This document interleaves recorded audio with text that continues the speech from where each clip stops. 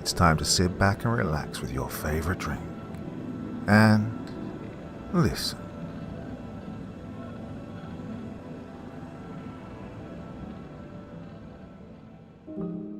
When I was younger, I used to take such solace from my walks out into the forest on my own, just enjoying nature, breathing in the fresh air. But, well, there was always that slight air of menace, that unsurety as to what was around you, and how safe you actually were. As we will see in tonight's 3 stories. Now, we haven't done this for a while, so why don't you join me around the campfire? I've got some stories to tell, and they go something like this. Don't go to Wilhelm Bridge. There are wolves out here. By Red Hot Owl. It was around lunchtime when Noah and I arrived at the base of the hiking trail. He practically ejected himself from the car the moment we were no longer in motion. His enthusiasm was infectious. I retrieved our backpacks from the seat behind me and stepped outside as well. Noah had already run on ahead. He was standing among the wildflowers and tall grass, looking back with an expectant grin as if to say, "Keep up, nerd."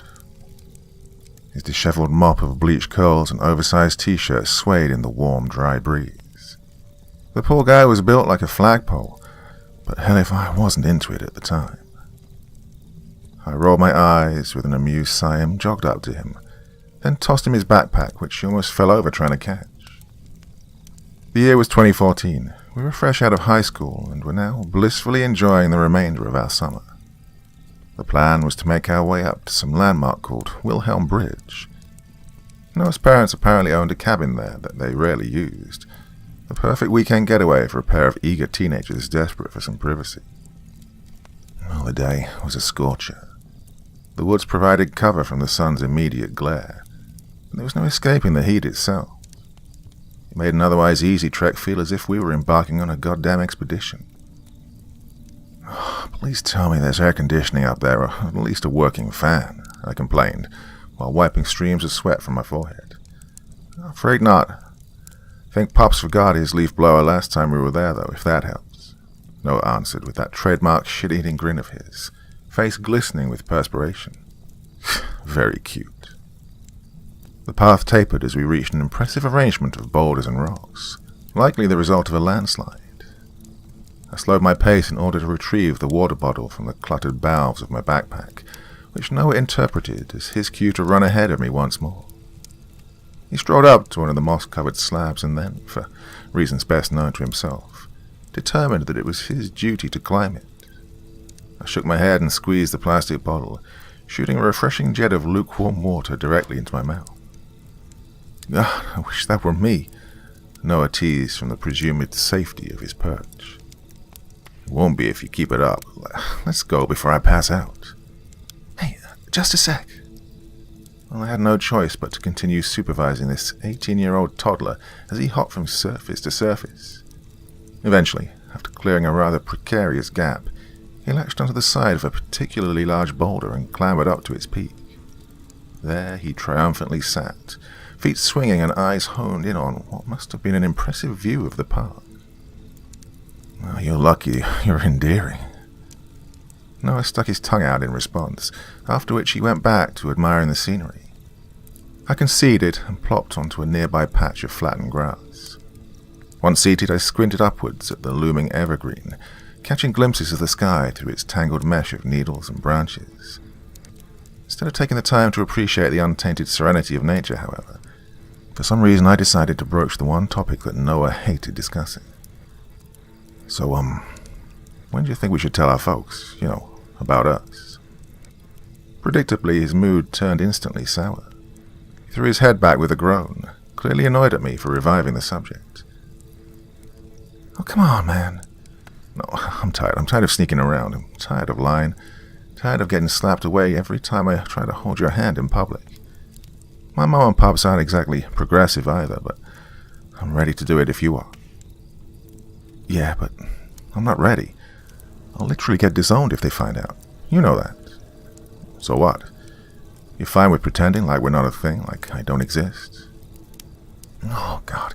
Can Can you not be a selfish asshole for 5 seconds? I told you I'm not ready. Noah's uncharacteristic but admittedly deserved outburst echoed across the pinewood forest. We both sat in tense silence for a good while, me with my knees pressed to my chest and him staring at his dangling feet.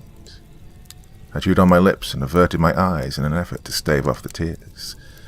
Feelings of hurt, guilt, and regret came together to form a lump in my throat. I shouldn't have pressed him, I knew that, but at the same time I was so sick and tired of having to conceal something as obtusely trivial as my own sexual preference, and all for the sake of complying with someone else's outdated ideology. I pried my raw lips, intending to utter an apology when, suddenly, a third voice chimed in. Don't mean to interrupt, but y'all doing all right over there? It was nearby and I heard yelling. Surprised, I spun around and saw our anonymous spectator emerge from the surrounding woods. The first thing that stood out to me about the woman was her excessively long hair. It was white, peppered with the occasional strand of silver, and spilled past her knees in thick, heavy clumps. Tangled in it were various twigs, leaves of God knows what else, and making her look like some sort of ancient woodland spirit. After a rushed and clumsy descent, Noah rejoined me on our side of the clearing. Sorry if we startled you, ma'am. Just had a disagreement, all. He stumbled to explain, face red and burning with embarrassment. The old woman smiled and leaned against her walking stick. If I had to guess, I'd say that she was probably in her late 60s to early 70s, though her unkempt appearance made it difficult to tell for certain. Behind the curtains of hair, she wore a faded yellow dress that barely clung to a pair of weak shoulders. It looked to have once had a floral pattern, though it was difficult to tell for certain. It takes a heck of a lot more than that to startle this old hag. Haven't heard your voice before, though.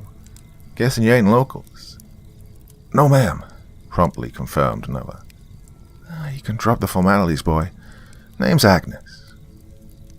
As the old woman introduced herself, I noticed that she wasn't looking directly at us, but rather behind us, past us. It took me a moment, perhaps longer than it should have, to realize that she was visually impaired, if not outright blind. I couldn't help but wonder what someone in her condition was doing out here all alone. My boyfriend nudged me, hinting that it was my turn to say something. Well, pleasure to meet you, was all I could think to add. I purposefully omitted the courtesy of revealing our own names. Regardless of how harmless she appeared, I had a gut feeling that there was more to Agnes than what we were capable of readily perceiving. Perhaps sensing my distrust, she gave me a nod and made a point of moving the conversation along. Anywho, I'd be careful if I were y'all. The wolves will be out soon. Wolves? Here. I've heard of foxes and coyotes, but never any mentions of wolves, Noah asked with an understandable degree of skepticism. After all, our state certainly isn't known for its native wolf population. You're more likely to get mauled by a bear or get trampled by a deer than you are to encounter one outside of a zoo. Trust me, they're out here all right, and they sure as hell know you're here. My advice is to do what you gotta do and head back.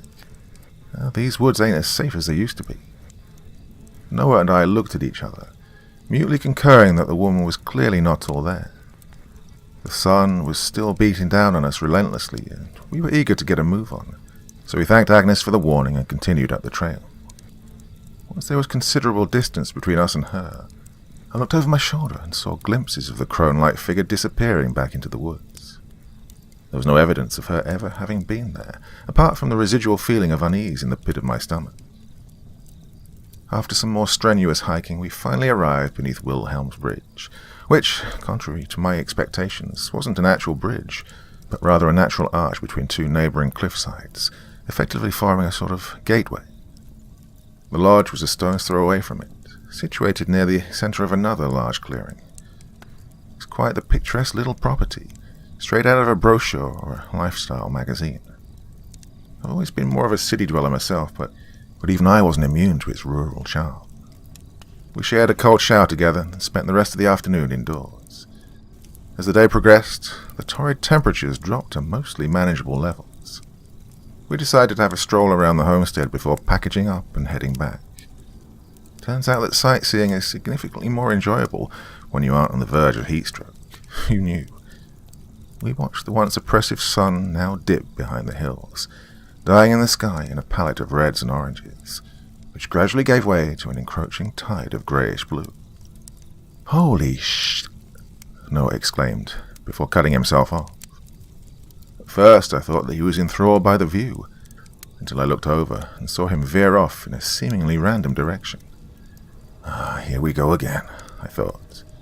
I didn't even attempt to match his pace. I just trailed behind while simulating enthusiasm. The stench of rotting meat assaulted my senses before I perceived the actual carcass. From a distance, it just looked like a mound of dirt.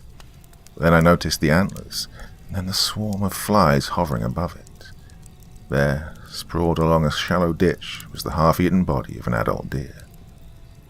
"Oh, this is so gross," I stated the obvious through pinched nostrils. The creature's lower half was picked clean, and what scraps still remained were being feasted upon by hordes of wriggling maggots.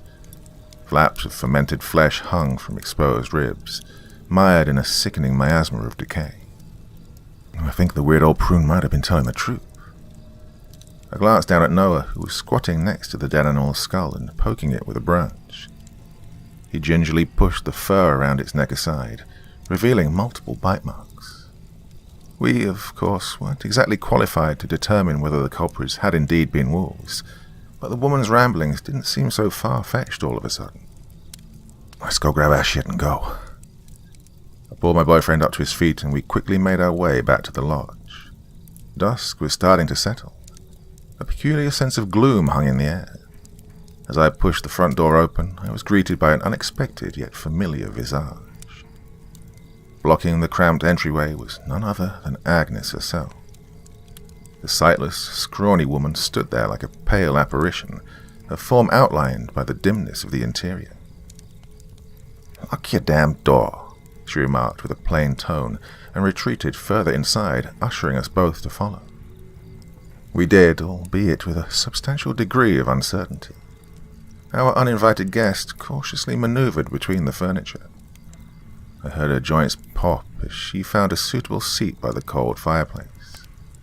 Her hair brushed against the floorboards, her clouded eyes concealed beneath a waterfall of silver tresses.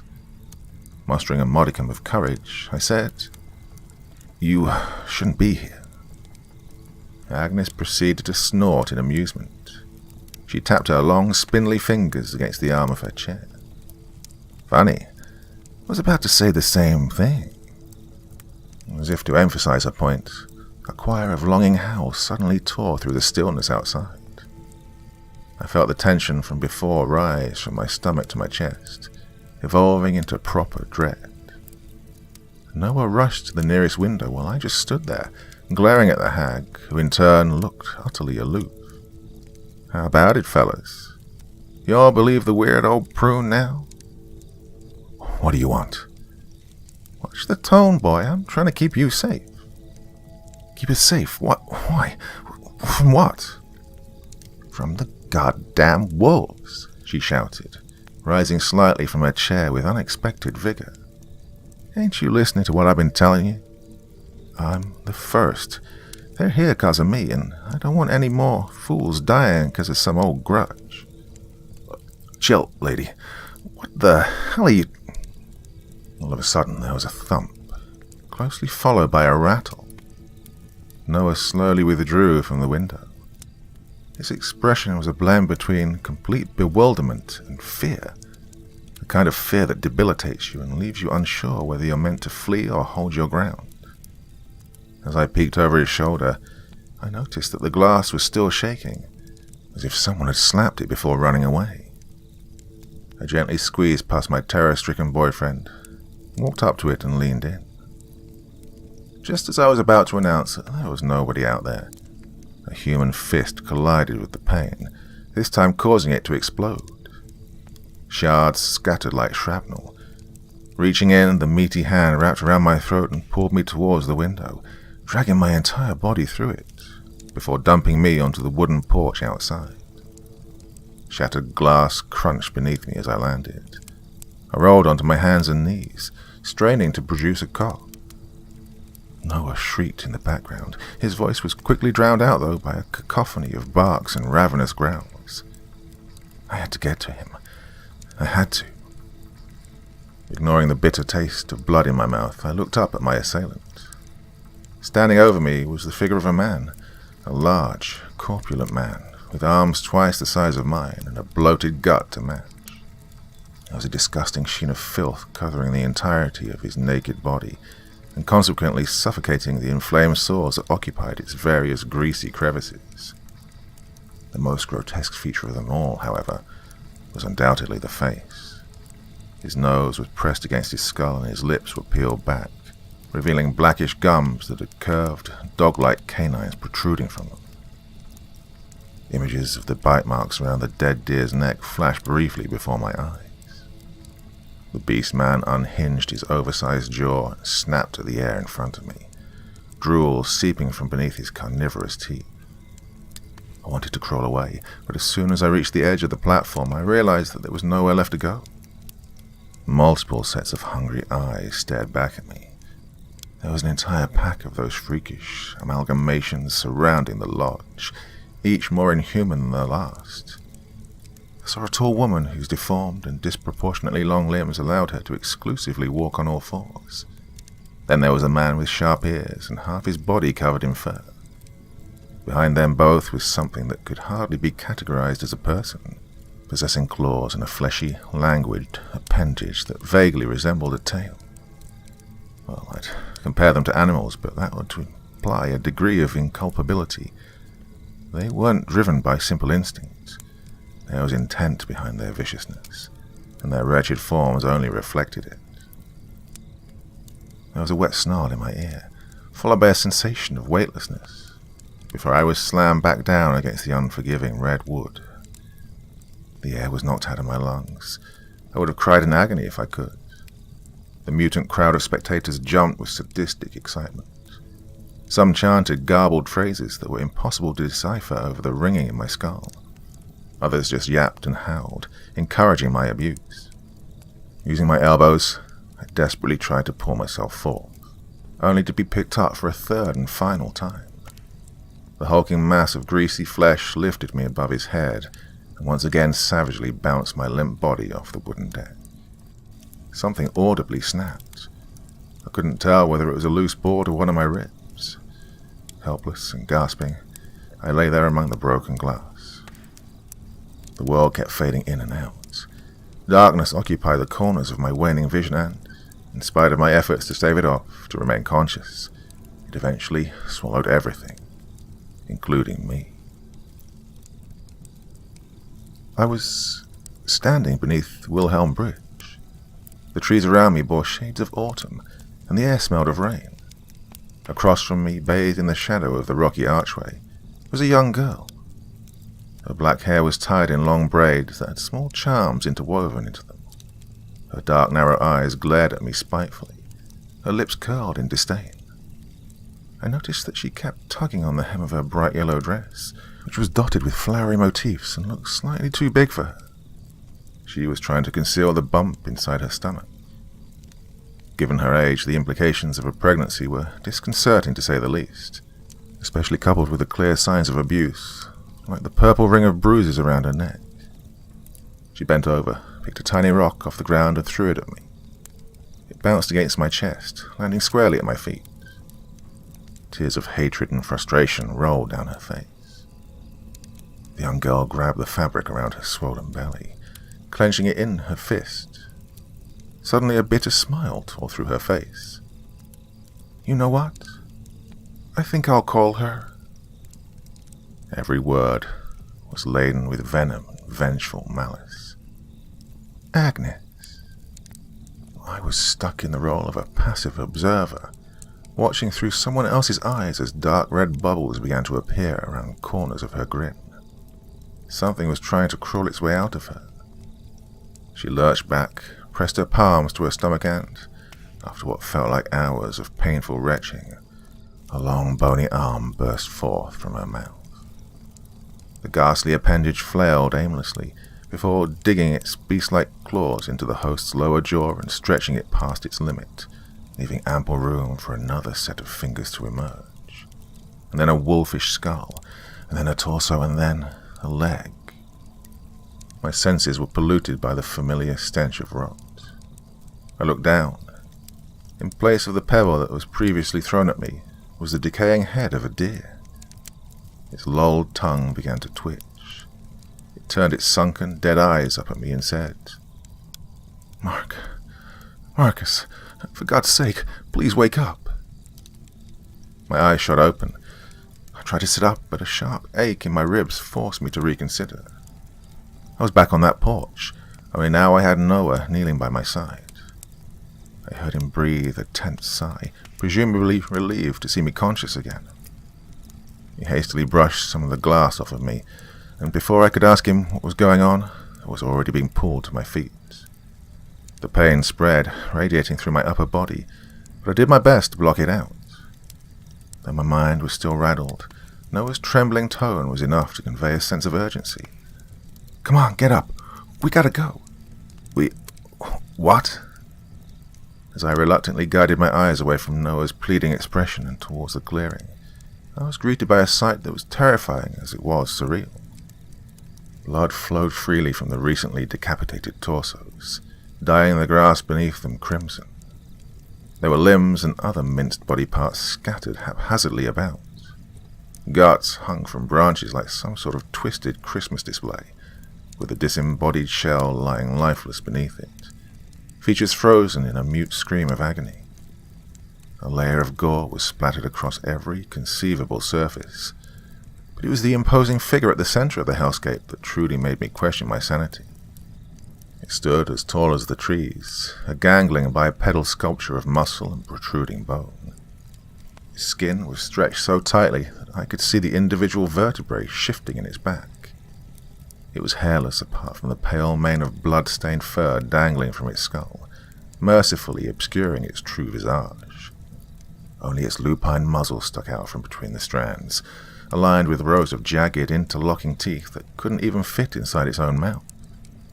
The worst part was that, as unfathomably monstrous as it was, there was still something about it that I recognized, an underlying tragic element that eluded description. I watched the creature effortlessly pick up one of the lifeless bodies left bleeding on the ground. Its long fingers wrapped around the lesser abomination's dripping remains and lifted them up to its gaping jaws. The crunch that followed finally caused me to avert my eyes. I sought comfort against Noah's chest, pressing my face against it. "Can't be real. This can't be real," I whimpered. "We have to go," my boyfriend repeated, feigning courage as best he could. He threw my arm over his shoulders and led us away from the lodge. I could feel his rapid breathing on my cheek, his eyes darting wildly in search of the trail back. As evening approached, we pulled out our phones and used them to illuminate the path ahead. A pair of artificial lights, shining in unison, kept the encroaching darkness at bay, if only temporarily. If not for the context, it could have been quite poetic. "What the hell happened back there?" I finally asked, still wincing. For a while there was no answer, only the rustling of leaves. "Agnes, she told me to grab you and make a run for it, and that she'll hold those freaks off. Then she just ran out of the door and, oh man, I don't know." Noah shook his head as if trying to erase or at least suppress that particular memory. When that didn't work, he went on, growing more frantic with each sentence. "She started changing?" He phrased it almost like a question, like he didn't fully trust his own recollection. They piled onto her, tried to hold her down, but there was no point. She ripped through them like a goddamn chainsaw. And the more it ate, the more it grew, and... His chin trembled. His attempt at a stoic expression crumbled away, revealing glimpses of the traumatized teenager hiding behind it. "God, please tell me you saw that thing too. Please tell me it wasn't all in my head."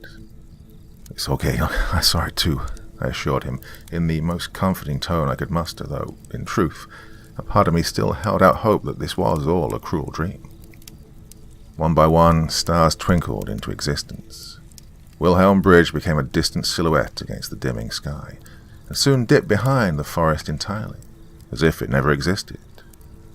The blood loss from my various cuts, coupled with the intermittent stabs of pain, rendered each step a challenge, but we eventually made our way back to the car.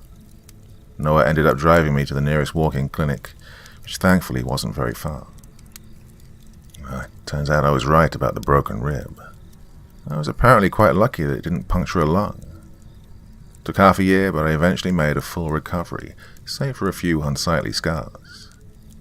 When questioned, we opted for a more believable version of events, explaining that we were attacked by a group of crazy hillbillies out in the woods, which is the same version we later gave to our parents. Lying proved to be the right call, since the local sheriff's department apparently found nothing out of the ordinary when they went up there to survey the scene. No obscene amounts of gore, no half-eaten mutant corpses, no nothing. I suspect that it would have been immediately covered up, even if they did. Regardless, I won't be planning any trips to Wilhelm Bridge in the foreseeable future. I've mostly kept to my therapist's advice and never really gone down the proverbial rabbit hole. Perhaps digging into the site's history might yield some context to the horrors we experienced that day, but I feel like some things are best left forgotten to time. In fact, consider this a parting letter to the last 25 years of my life. Noah and I are finally getting married in January, after which we'll be planning a permanent move to Pennsylvania. The cliché thing to do would be to warn you against trying to find the actual landmark I may or may not have renamed to Wilhelm Bridge for the purposes of this story. But we all know how that usually goes. If you do end up finding it, however, do me a favor. If you see an old woman with long white hair and a yellow dress, tell her I said thanks.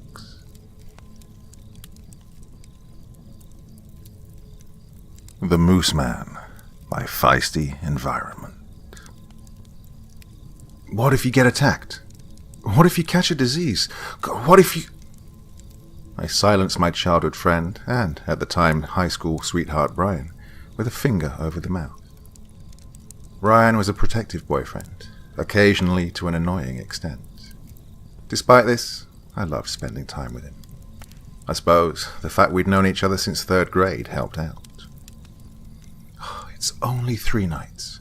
I'll be back before Christmas. Besides, I have my knife, and my dad's bringing a rifle.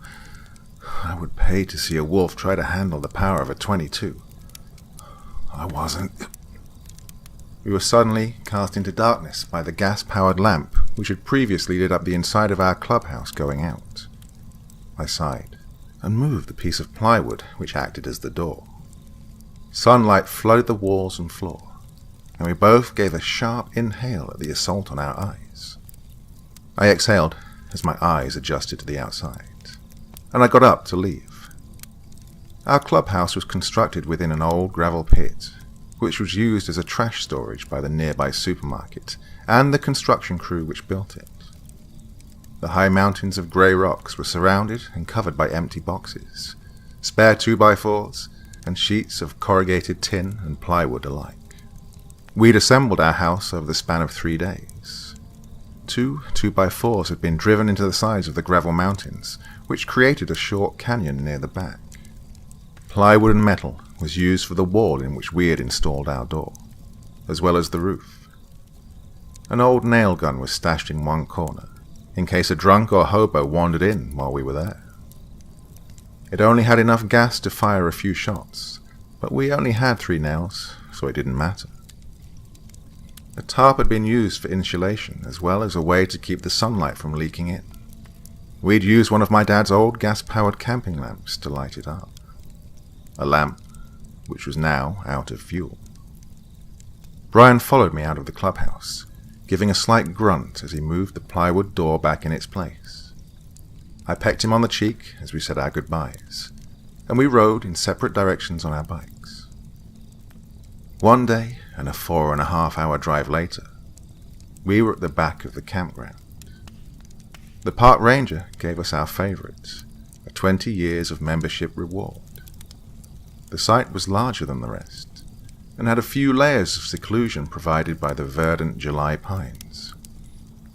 I was hunting around for rocks to use as a fire ring, and my dad was assembling his tent with the effortless perfection of an Eagle Scout. The birds chirped, and something large, an elk or maybe a moose, crashed around in the trees just out of sight. That night, as we sat around the crackling flames, I found myself watching the treeline. The great pines seemed darker than usual, their shadows more pronounced. In fact, their shadows seemed to swallow the forest entirely, blocking sight for anything more than 5 feet in. Movement. It was fast, less than a second long, but whatever had moved, it was huge. It looked like a man, but it was almost 8 feet high. Its arms were long, and what I can only describe as lumpy, like twisted tree limbs come to life. Its back legs were animalistic, and curved back before ending in long, curved talons, like a combination between wolf and eagle. Its hands were almost human, but its claws were almost perfectly straight. They reminded me of the paper claws you would fold in 4th grade and pretend to be some fearsome beast come recess. But this was no man in costume. In one hand, it clutched a deer by its neck. The creature was dead, and scarlet trails slithered down the obsidian claws. The kill was only barely touching the floor. What struck me most about the thing was its face.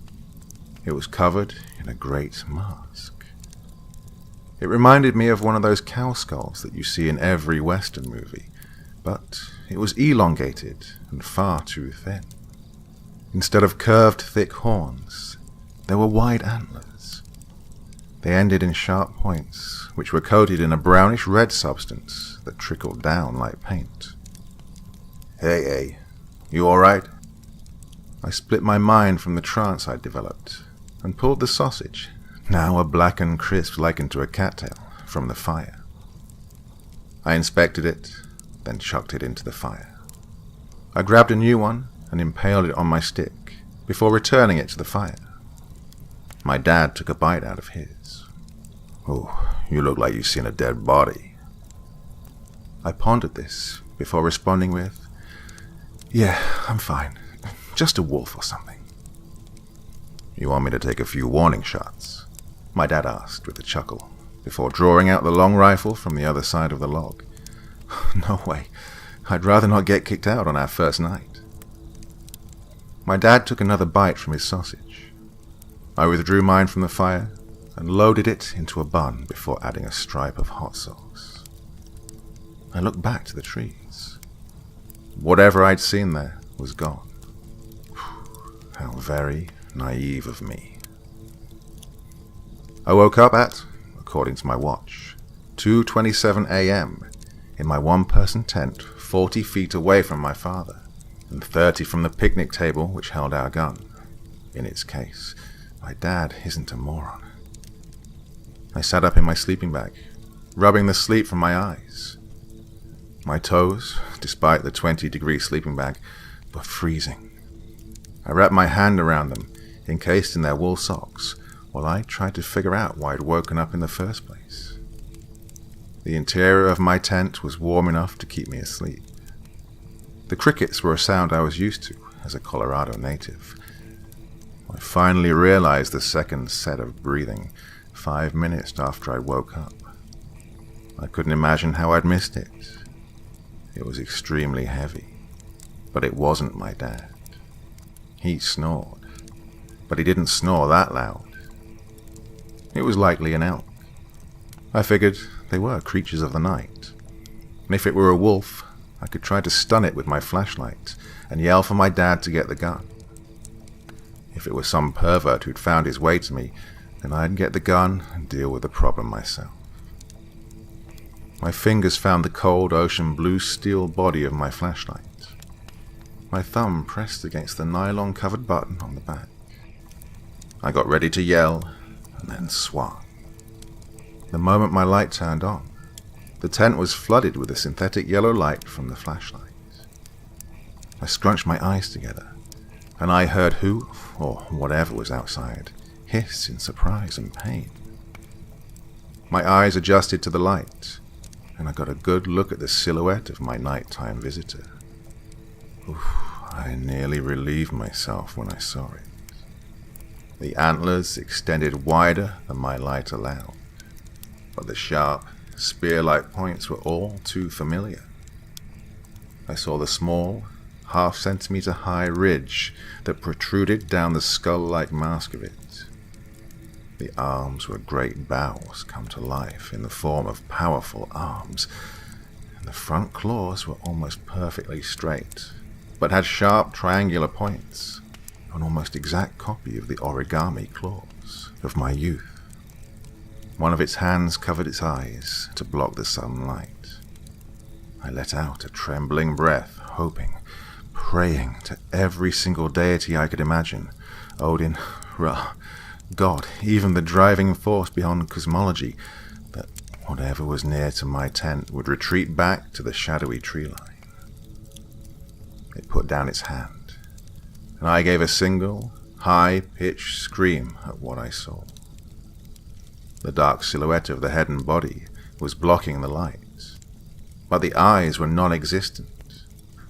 2 golden circles in the mask, which let the night through. Its head cocked to one side, and then, as if I were dreaming, it repeated the sound. It was like I'd heard a recording played back to me underwater. As it repeated my terrified grasp, the eyes flickered, as if they suddenly filled with smoke. From far away, there came footsteps. The creature turned its head towards my father, then got up. The shadow of mangy fur surrounding its lower legs came into view. Then it stalked off towards the trees. No less than a minute later, someone else was outside my tent. My dad unzipped the tent flap and peered inside. Dark shadow supported his eyes, which looked concerned. You okay? Thought I heard screaming. I'm fine. Just a nightmare is all. His face turned from concern to empathy. If you want to sleep in my tent, I guess I can spare some space. No, it's fine. I just want to sleep. My dad ran a hand through his beard, then closed the tent flap. I shut off my flashlight and squirmed down into my sleeping bag. I was re-enveloped in the tendrils of sleep before 2:45. I woke up to the scent of campfire-cooked pancakes, and the voices of 2 men, as well as my father, engaged in conversation. I yawned and rubbed my eyes. I straightened my hair using my pillow and pulled on a pair of pajama pants as well as a tank top. I slipped my feet into my flip-flops and crawled out of the tent. My dad was speaking to 2 park rangers. One of them said something, and my dad motioned to the rifle, making another unintelligible comment. The ranger looked at it, then looked to the other ranger, who shook his head. The first ranger said something to my dad and asked a question in turn. Nobody had noticed yet that I was here. I caught only a few lines of the conversation. "So, you're sure you saw nothing?" the first ranger asked. "Yeah, maybe a deer and a few campers, but nobody else," my dad said. "Any nighttime occurrences? Nightmares? Strange visions? Sudden blackouts?" the second ranger responded. "Well, my daughter had one last night. She had her flashlight on and everything. She seemed freaked out. Face was pale." "When did this happen?" the first ranger questioned, apprehensive. They each had one hand hovering over their service pistols. I don't know. 2:30 maybe?" "Hey, Dad. I smelled pancakes." The rangers were at ease after this comment, and my dad looked over, startled. "Good morning, eh? These rangers wanted to know if you saw anything last night." "Well, there was the nightmare. Other than that, just you. Hey, did we bring syrup this time?" I neglected to mention the thing which I had nicknamed the Moose Man, out of fear for the park ranger's actions, and if the moose man had some way to hear everything I said. I poured syrup over the yellow cakes, took a bite with my plastic fork. The rangers smiled and said their goodbyes to me and my dad. One of them muttered something to my dad. His face fell. He placed another log on the fire and then told me to watch it while he relieved himself. I looked down to the fire, poking at it with a stick I'd used to cook the sausage last night. I figured it would make an effective spear if the moose man returned. Then I remembered our rifle. I turned around to run a finger down the cool wooden body, but it wasn't there. I looked up to my dad, and my suspicions were confirmed. My dad had walked into the tree line. Slung over his shoulder was the rifle. My dad returned a few minutes later, rifle still on his shoulder. I'd asked him why he'd taken it with him. Well, there were some giant tracks outside of your tent when I woke up this morning. Looked like they come from a wolf the size of a bear. Didn't want to get jumped, so I brought the gun. Hope I didn't scare you. Now, when people lie, they always do something. They talk animatedly with their hands. They look down. They use and more often. For my dad, well, he runs his hand through his beard. He did this as he gave his answer, and then quickly set the rifle back down on the table. He poured more batter into the pan, and I looked at the rifle. The safety was off. The world was normal up until that night. We had ham and barbecue sauce sandwiches for lunch, the wonders of camping food, and campfire cooked hot dogs for dinner. Yes, again. The key difference was that this time, my dad and I brought out an old Dutch oven. Dutchy peach pie was a camping tradition in our family. 1 can of peaches with syrup, sandwiched between the layers of flaky crust and topped with powdered sugar.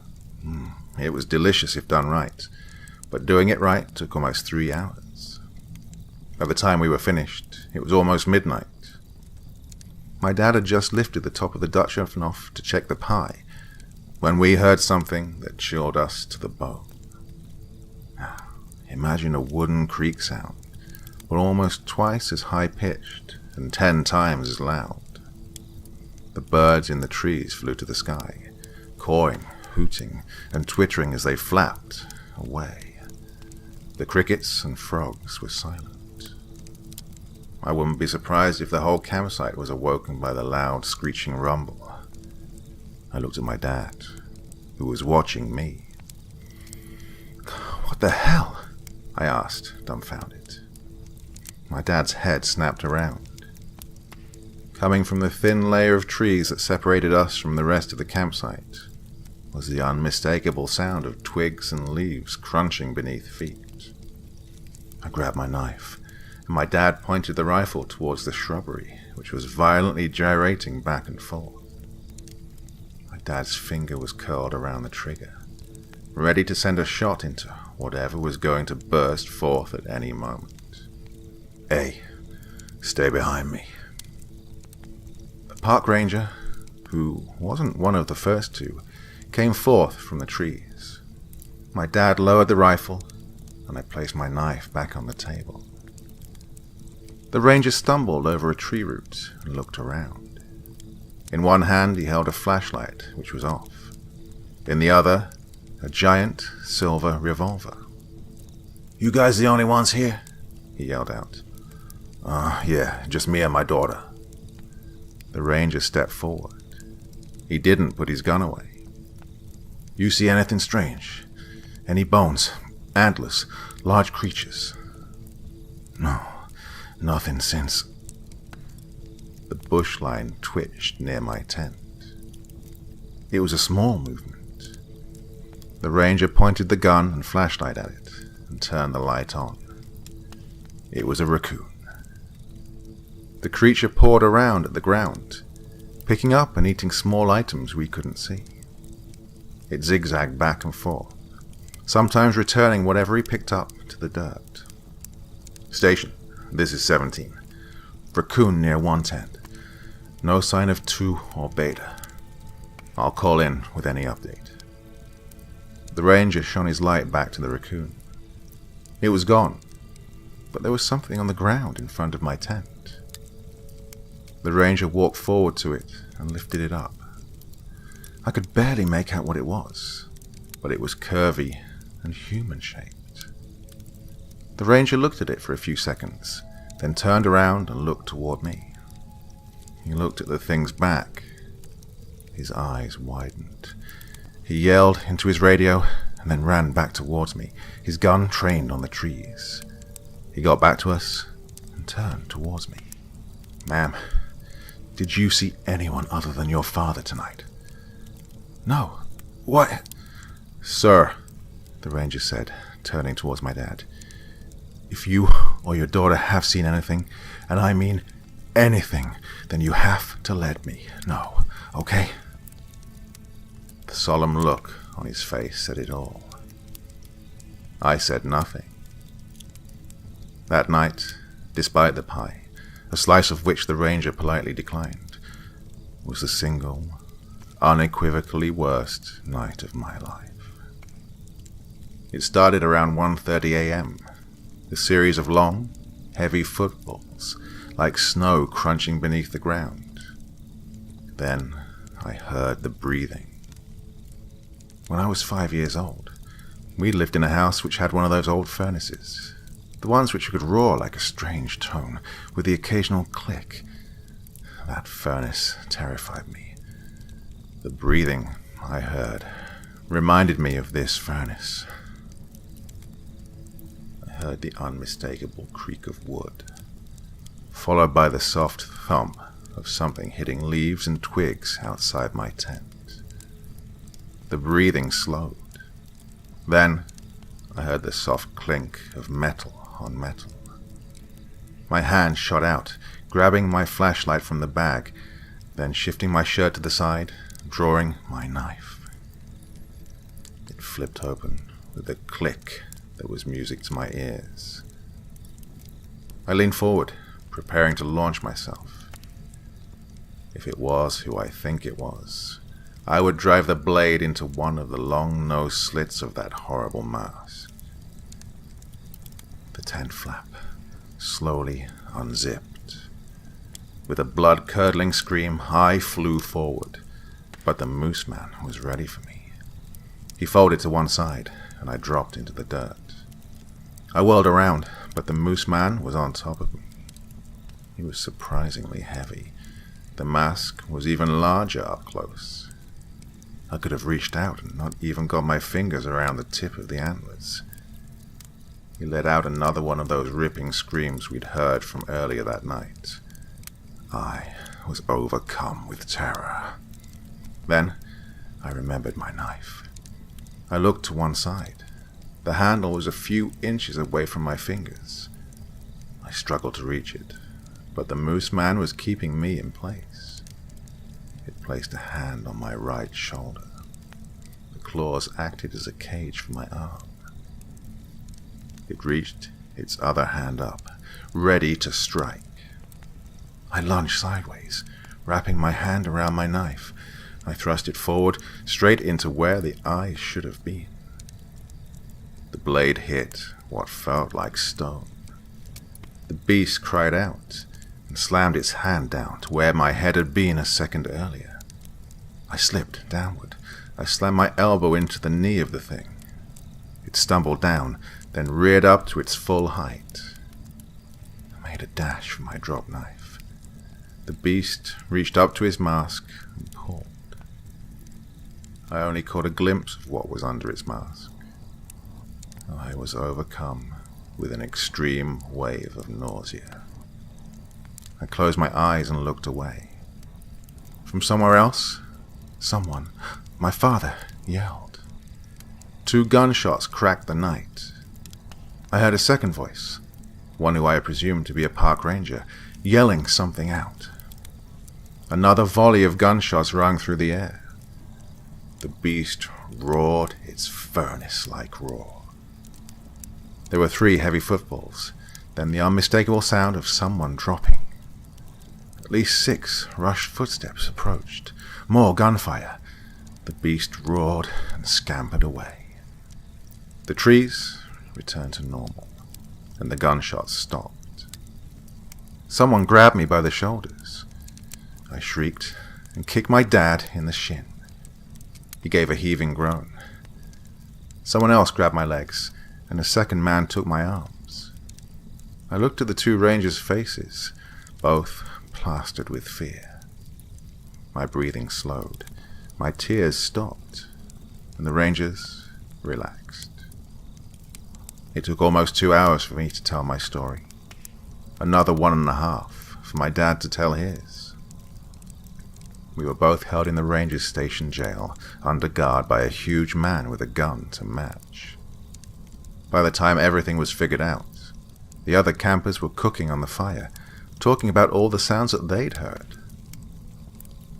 Site 2 was empty. A great plastic wall had been erected around it, but it didn't do much to hide it from view. I saw the silhouette of a great statue, like the one the ranger had found near my tent. This one was almost as tall as the moose man himself. There was the shredded shadow of the tent behind it. Before I could even inquire about it, a ranger saw me staring and escorted us back to our site. We were back home by lunchtime. We were told to tell our acquaintances that the campsite had been closed early due to a small fire nearby. It would not likely do any damage, but hey, better safe than sorry.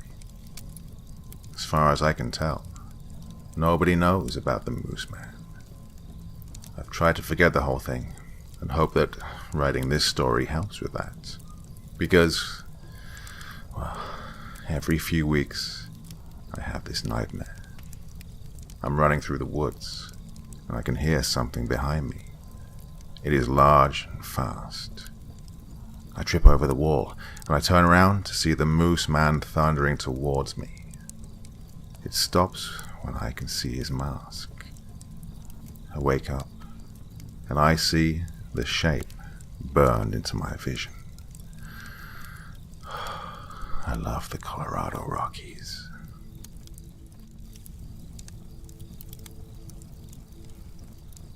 The Dismal Moor by Michael Page.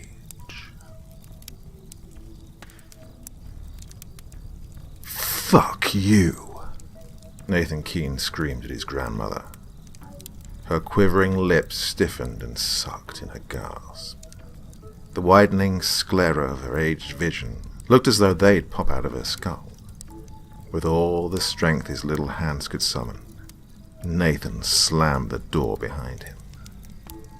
He could hear Nana calling his name as Gramps returned to his study with mumbled curses. The seething 10-year-old cut through the neighbor's backyard. He stomped over their vegetable garden and hopped over the small chain-link fence to the street. One of the diamond-shaped wires slipped across his palm and opened a bleeding slit. The sting that followed was fierce, but otherwise ignored by his screaming thoughts. He made his way past Oak Road and crossed the street with his eyes to the asphalt. Gramps' words rattled inside of him, acting as crazy as his father. An orange Camry deafened him with its blaring horn, followed by an angry woman shouting, "Use both eyes, punk!" Nathan raised a miniature yet powerful middle finger to the driver's bumper. Screw everyone, he thought. Screw everyone in the world. This is where his mother left him with his grandparents, shoved in Leon County's Fat Rolls, Tallahassee. Nana said she needed a mommy break from it all. Of course, after all the shouting, all the sleepless nights, she needed a mommy break. So, here he was, pawned off like the forgotten luggage from an airport's baggage carousel. She was out there enjoying the vintage of life. She was out there soaking in the laughing sun. She was out there, happier without him, happier without Dad. Bitter tears pooled within the purple ring that encircled his bruised eye. A memento he received last week. The shiner was given to him by Marcus Myhol, an 8th grader in his neighborhood with the athletic build and looks of Popeye's Bluto. Marcus spent his afternoons waiting for the school bus to round the corner, alongside a misfit posse of skinny jeans and sagging asses. Once that yellow hinged door folded open, he was a lion, deciding which prey had the weakest windpipe. It made him feel alive, as though the bus were an enormous capsule filled with a limitless antidepressant. But on the day he mistook Nathan Keene for a wounded gazelle, the dosage fought back. Sidewalks led Nathan to the gated entrance to Hollow Park, a mature chunk of caustic land amidst many homes in the community. Beneath its underlain layer of soft rock were subterranean drainage systems that formed caves. The landscape was pockmarked with sinkholes, dry and wet, shallow and deep. His shoes scuffed the grit that permeated the sloping path. He felt happier here, hidden beneath the groves that kept the May heat from beating on him. Time felt elusive, and life felt fair. Nobody could hurt him here. He crossed the small bridge Dad once tripped over and peered into the soft stream. This was, once, their park. Every other spring, they'd always come back here while visiting his grandparents. The memories felt pleasant at first, but soon started to sting again. Those were the nights when he could sleep, before the dreams became clots of empty spaces. Every night, accelerating and expanding into a gash of dark energy like a galaxy without stars. No oxygen, no solid ground to tread, only the titanic darkness. Hungry darkness that fed on his house, his room, his father, until everything inevitably disappeared. Yes, the park was where he'd disappear as well. Temporarily, of course. It wouldn't be difficult for everyone to guess where he'd run off to. Soon enough they'd all come running, sorry for what they'd put him through. Gramps would apologize for being an asshole. Nana would make her ambrosia pudding. Mom would see that her son wasn't baggage. Dad would come back home. His plan was flawless. Just to the right of him, near the restrooms, the pathway he was on led guests to the park's main loop, the sinkhole trail. Any visitor could look straight down the throat-like chutes and see an array of colored pools. You could watch rushing water disappear and then pop up again in a river rise. Wooden posts announced your arrival at each sink, as well as its given name. The surrounding trees were marked with green blazes that guided hikers to each site. Nathan scratched his head and pondered. Where could he wait it out? The painted blazes would lead him down a flight of stairs towards Shriveled Sink. Just beyond there, the trail rose up to an overlook of Spinner Sink. He could then slide down the path and circle left to Virtue Springs. Then an idea struck him like a freight train. With the luscious green organs of Hollow Park was a body of water separated from the collective path. A gaping sinkhole called the Dismal Moor. Hidden beneath its dirty black water is a pit that plummets deep into the earth. Deep, lightless catacombs branch out for miles and also connect to Virtue Springs. There was his answer. The pay dirt he needed. He knew exactly where to find it, too. On occasions when his mother didn't join them, he and his father wandered off the trail to see the sinkhole for themselves. They weren't overly impressed by the wide drink of water, but his father enjoyed humoring the title. Mom disagreed with him. Nathan recalled all the times Nana warned him to steer clear of the Dismal Moor. The path leads you away from that sinkhole because it isn't safe. Children, especially you, should never play near there. The soil is very loose and may collapse beneath your feet. It is not a good place for kids to be. This was the only way he could make his mother understand. Really understand. He wanted the weight of his world to compress her shoulders. He wanted the hot glowing embers that burnt his heart to singe hers. He wanted her to watch the swelling crevasse of empty space to gouge her dreams every night. Nathan brushed away an escaping tear with his knuckles. He discreetly followed the green blazes to the set of steps.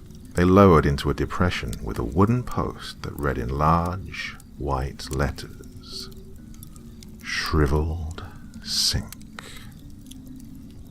He crossed the observation deck that provided a clear vertical view down a slender chimney of sloshing brown water.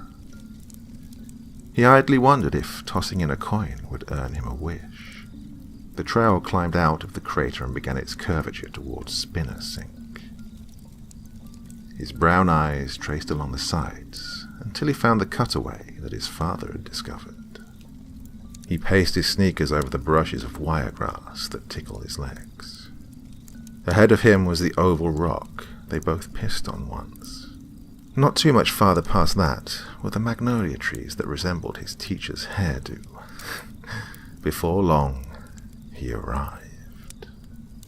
The sinkhole stretched 40 meters, with a cascade of plants growing along its bowl-shaped walls. A bent cypress tree loomed over the edge he stood on. Its branches curled like puppet fingers over the black water. Dead leaves voyaged across the surface. Nathan wrapped his fingers around the brown-grey bark and slid cautiously down the shallow slope. Dirt caked into his rubber soles and smeared over the white laces. A few rocks were dislodged and sent bouncing into the pond, falling forever beneath the dark. He stopped himself just a few inches from the moor's stilled blackness and sat into the soil. "Crazy," Gramps had shouted, acting as crazy as his father. The thoughts bounced, bent, and shattered, as though his brain were a small blender. Then he could just unplug it for a while. That would be nice. Almost too nice. He clasped a handful of wet pebbles encrusted with dirt and skidded them across the water. White ripples pulsed over one another in seams. "Who are you?" a voice asked, abruptly. Nathan sprung up and nearly slipped feet first into the sinkhole. The question wasn't demandingly spit out by an adult. It was calm and spoken with childlike curiosity. His brown eyes combed the pit's soil-lined walls to the surrounding rim. Was he followed here? No. Nobody was there. Until he looked down. A face stared up at him, bobbing out of the black water. Nathan froze. It looked like a boy's face. His skin was moon-white with grime caked around the chin and ear tips. Strands of his short blonde hair swayed and danced beneath the surface. The water was too shady to spy any white neck or flowing clothes below him. He looked like a pale island with closed lips carved in the dry land. The face then blinked and slid its bluebell eyes to their corners, facing him. "Are you crying?" Nathan wiped his eyes and picked up his nerves into an unmoved bravado. "No," he scoffed. "You aren't supposed to swim in there." The boy's soaked eyebrows perked. "But I swim here all the time. Isn't so bad to me." His eyelids wilted like partially closed curtains, as though he were about to suck in a heavy yawn. "Why are your cheeks red and your eyes puffy? One of them's black, too."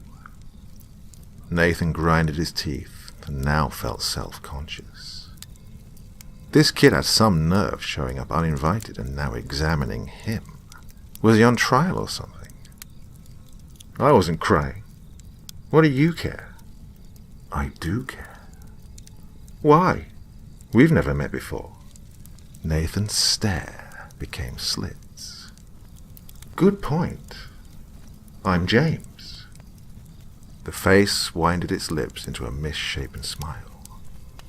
Waiting for someone? Nathan scowled inwardly. The boy named James was strange, weird-looking and very nosy. Yet behind that oddball persona was a pleasant voice, which baffled him the most. My mum left me here. I don't know for how long, maybe forever. The thoughts carried air pockets through him that threatened to rupture with anger. Oh, James's inquisitive look melted. My parents left me here too. A new weight carried his voice. Curiosity veered Nathan back to those blue eyes. Why? He asked. They went away without me. I thought we were happy. But things always change. James heaved a gloomy breath. The world ends with change, doesn't it? In that instance, Nathan didn't feel alone, in the most ironic of all places. His inner wrath simmered to a mild boil. Yes, the oddball was right. Change meant the finale of everything. Adults did it all the time, because they can't hear it. The cries tugging at their pants from the floor. All that matters is them, and only them. He couldn't peg a word for what he was feeling, but an adult would have called it empathy. I'm Nathan. James's sinking expression was reanimated. It's a pleasure to meet you, Nathan. Parents treat us all the same, don't they? Nathan nodded. Then we Lost Boys should stick together, right? Nathan nodded. Pallid hand rose to the surface with wrinkled fingertips that presented themselves. What do you say we shake on it? He offered. Nathan leaned over the pond and extended his arm to reach. The hand snapped forward and seized him. James's smile withered. Thick pain whirled from his wrist and twisted like an Indian burn. The grip plunged his hand into the black water. A paralyzing chill kissed his cut palm, as though his veins were becoming icicles. In his mind he yelled, "Let me go!" But his voice box shriveled. His free hand snatched wildly in the air for anything solid enough to cling to. Freezing pain was prodding his submerged arm and climbing higher. This had to be a prank, a sick prank that a weird boy played on all strangers. His roaming fingers caught something coarse and flaky. The drooping tree. He bent and dug his nails into the bark. With a good yank, he managed to wrench his arm out of the murk. Then he saw what had hold of him and felt his mind derail. What followed out was a cluster of branch-like tentacles noosed around his arm. They resembled vines that were dripping and dead. The rotten smell from their smooth, gluey membranes induced vomit. Mental paralysis set in. His sanity untethered and drifted to freedom, somewhere far away from this. The face that jutted from the abyssal water was no longer James. Its milky skin sank to bluish green, with prominent flabby bruises. Both bluebell irises were engulfed by pupils that were dilating like spilled ink. "What's the matter, Nathan?" It crooned from receding lips and deformed teeth. I thought you were a lost boy." No, it wasn't a voice at all. Just sputters and gurgles from water-logged lungs. Nathan's fingers slipped from the calloused grooves. The raw tentacles dragged him towards the watery fissure.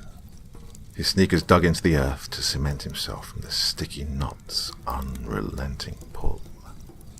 The black jelly that had once been its eyes drained into their sockets. The bruised bags of flesh slumped and split apart, releasing putrid bile. Green ichor infused with the black water and floated atop its surface like oil streaks. The weak skin further dissolved into greenish foam that reached the sinkhole's rims. Its ears, nose, cheeks, and lips all became liquefied mass to feed the cesspool. But the voice did not melt away. It rang like a siren from the discolored skull's splintered fibers. "Come inside. The loneliness is over and never coming back. I'm calling for you. We're all calling for you. Nathan. Nathan. Nathan." A pain was being ignited in Nathan's shoulder. With every violent jerk and tug, the internal fire outspread. It couldn't be contained. Bone started to talk. His threshold of pain erupted from a churning pop from the socket. He hoisted his neck and bawled mindlessly to the treetops. The world became fuzzy red grains. His mind short-circuited. In a gasping, broken voice, he cried for help. He cried for his mother and father. He cried for his grandparents. Somewhere within the collapsing halls of his consciousness, a speck of solidity knew that he was yelling, but couldn't hear anything. It was being drowned out by an amalgam of screams, child screams. They wafted from the dismal moor in a choir of mindless pleas and indiscernible moans. "Come inside. Meet the family. We're all lost boys and girls here. It hurts to fight, doesn't it? Just let go. Why fight it?" It jerked him ever closer to the dark green froth. Every sense of feeling left his dislocated shoulder in a numb veil. Howls of wailing children invaded his eardrums. He could gaze straight down into the moor's gullet now. No reflection stared back. Only empty space. Yes, the infinite empty space that waited for him. The darkness was coming closer. Hungry darkness. Horrific reality pitted his fleeting world. He was all alone, isolated from everyone. His parents' silhouettes waned on the horizon. "You're slipping. I can feel it. The pain will stop, I promise. Aren't you tired of them hurting you? Leave your parents behind, just like they did you." Nathan's strength abandoned him. His body glided over the rim and dropped head first into the tainted fluid. Sharp chills stabbed every nerve they could reach. The water shot into his ears and nostrils. Invisible rip currents sucked him further into the void. His lungs contracted and felt like they were tearing open. Screams bubbled out of his throat. "Wake up," he begged. "Wake me up, please, please." The tide drew him lower into the moor's suffocating trenches. Deeper he sank from the oval-shaped twilight that shrank above him. Inevitably, everything disappeared for Nathan Keene, until all that remained was the bottom that he would never reach. The countdown commenced in Hollow Park. A group of kids, ranging from 10 to 12, scattered. Cindy frantically separated from the bulk of them. Their hysterical giggles and hushes would surely get her caught. The grey sky looked like bundles of fine lint. She formed a mental map of all the dead giveaway spots. Be it seeking or hiding, she was the best. But this time Jeremy Breyer was it, and Jeremy Breyer is a cheater. Of course, he thought the opposite was true. Every cheater always did. Mum told her so. Squinty Eyes is peeking while she counts. He whined every time it was her turn to find everyone. That was his favourite nickname for her. It used to make her cry, but has since diluted into a faint annoyance. A close second was the obnoxious reminder of what his father called her mom, Mrs. Nip. She hated every atom that boy was made of. But this time would be different. She'd wipe the floor with him. She crossed an old jeep road and circled right around 3 deep, dark throats of Savile Sink. The water used to look clear and blue, before groundwater contaminated by nitrate seeped its way through Tallahassee's loins over the years. 30, her instincts warned. Definitely reached 30 by now. Out of time. She leapt over a family of wildflowers and abandoned the trail. There was no doubt he'd try and seek her out first. The first one caught was branded the worst hider of the bunch. That was the glowing red iron Jeremy Breyer reserved with her name on it. Cheaters are the scum of the earth. None deserved even a thread of sympathy in this world. That was why her father left for Osaka when she was 3. Mum told her so.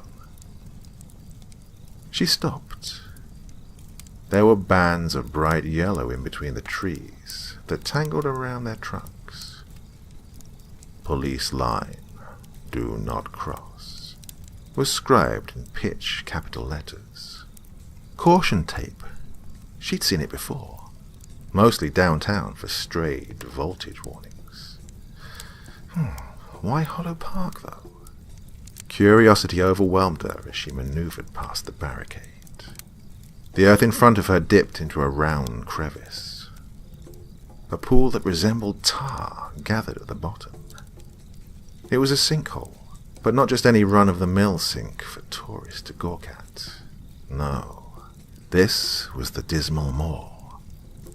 She and the others used to play here a lot, before the accident 2 years ago. The body of a 10-year-old was discovered by a hiker named Barry Moss, who'd heard the toddler's screams. By the time he arrived, the boy had reportedly fallen in and drowned. Ever since then, parents and authorities have cracked down even harder with Hollow Park's safety. Mom didn't have to know, though. Everyone else would be too chicken, especially the cheater Breyer. How could she throw away this trump card? She mindfully slid down the incline towards the dark water. Cindy knew all the stories that swashed around the Moor's lips. Lauren Hudson said it was caused by a meteorite, and that their city was built around it. Billy Bracken says a witch's house once stood here before she cast the wrong spell and caused the earth to swallow her. The fattest grape on the vine was that the sinkhole is haunted, riddled with human bones inside its limestone cavities. Remains from an old graveyard that was built over the train before sinking into the earth and being swallowed whole, souls and all. The pit plunged so deep into the lightless shaft that no ghost could ever swim out of it. But Cindy knew they were all just flim-flam stories. She waited in the dirt and traced white creases in the stilled water. Are you hiding? Someone asked. Cindy panicked, expecting to find someone to leech her for the spot. Her monolid eyes met a small face that plopped out of the black. It was a boy that looked like a glistening sheet of white. Droplets of water sailed down his black brows and pasty cheeks to rejoin their kin. She'd never seen him in the park before. Are you hiding? Yes, I'm hiding. Are you going to rat on me? She groused at him. What do you mean? The boy looked confused, as though an invisible hand scratched his drowning hair. Shh. Cindy blew a finger against her lips. Haven't you ever heard of hide and seek before? I'm hiding. Someone else is looking. Get it? His puzzled stare lit up. Oh, I love that game. Can I play too? Cindy crossed her arms. As long as you don't cost me this spot, I don't care. But you have to be quiet. I can do that. Good. She smiled. Her voice dimmed in a whisper. My name's Cindy. What's yours? She watched the corners of his mouth turn up in an asymmetric smile. It's nice to meet you, he quietly trilled. His bluebell eyes broadened with excitement. A grim black and blue ring encasing one of them. I'm Nathan.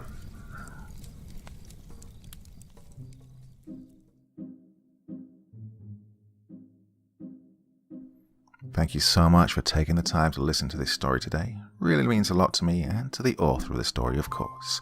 Well, if you want to know more about me, I'm pretty much everywhere on social media. You can find me on Facebook, Twitter, Instagram. You can download my music on SoundCloud. I've got a Patreon if you feel like. Throw me $1 or $2. Very much appreciated. And of course, on Reddit, I have a place where you can leave stories if you want me to read one that you've written. Well, hoping to see you all again very soon. Till then, sweet dreams. Bye-bye.